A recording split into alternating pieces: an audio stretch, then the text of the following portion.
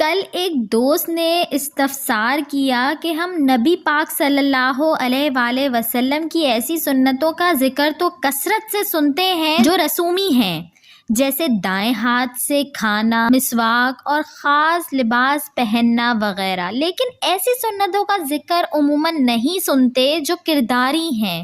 میں نے ان کو تو نہیں بتایا، لیکن دل میں سوچا کہ ہمیں وہی سنتیں بیان کرنا سوٹ کرتا ہے جو ہم کر کے دکھا سکیں۔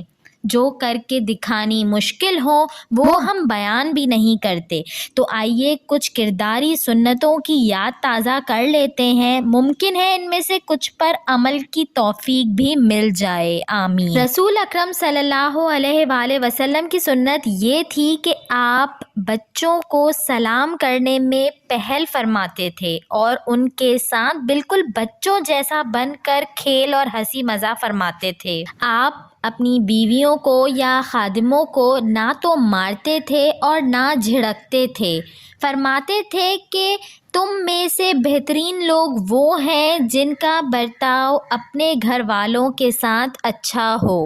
آپ کبھی کسی کھانے کی چیز میں عیب نہیں نکالتے تھے، چیز پسند ہوتی تو کھا لیتے تھے ورنہ خاموشی سے ہاتھ کھینچ لیتے تھے۔ آپ کسی کے ساتھ سخت کلامی یا بیہودہ گوئی نہیں فرماتے تھے، فرماتے تھے کہ جس کی بد کلامی کی وجہ سے لوگ اس سے گریز کریں وہ اللہ کی نظر میں بدترین شخص ہے۔ قرض یا کسی چیز کی قیمت ادا کرتے ہوئے آپ صلی اللہ علیہ وآلہ وسلم واجب الادا رقم سے زیادہ رقم ادا فرماتے تھے۔ آپ اپنی ذات کے لیے کبھی کسی سے انتقام نہیں لیتے تھے، مجلس میں لوگوں سے نمایاں ہو کر تشریف نہیں رکھتے تھے اور نہ اپنے آنے پر لوگوں کے کھڑا ہونے کو پسند فرماتے تھے۔ اگر مجلس میں بڑے اور چھوٹے دونوں موجود ہوں اور کوئی چیز تقسیم کرنے میں پہلا حق چھوٹوں کا بنتا ہو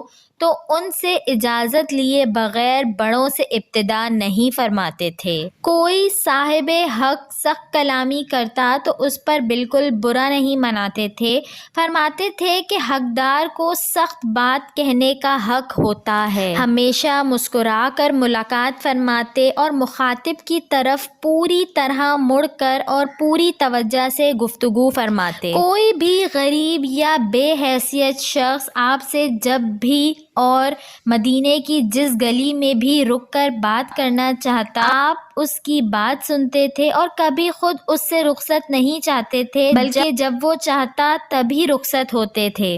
خطبہ مختصر اور جامع دیتے تھے، دوران خطبہ میں ہاتھوں کو بہت زیادہ حرکت نہیں دیتے تھے اور دعا میں پرتکلف انداز اختیار نہیں فرماتے تھے۔ اس بات کو سخت ناپسند فرماتے تھے کہ آپ کے سامنے آپ کے ساتھیوں کی غلطیاں اور عیب بیان کیے جائیں، فرماتے تھے کہ میرے دل کو میرے ساتھیوں کی طرف سے صاف رہنے دو۔ ویڈیو اچھی لگی ہو تو اس کو لائک کریں، شیئر کریں اور میرے چینل کو سبسکرائب کریں اور ساتھ ہی بیل آئیکن کو بھی پریس کر دیجئے تاکہ میری نئے آنے والی ویڈیو آپ کو مل سکے۔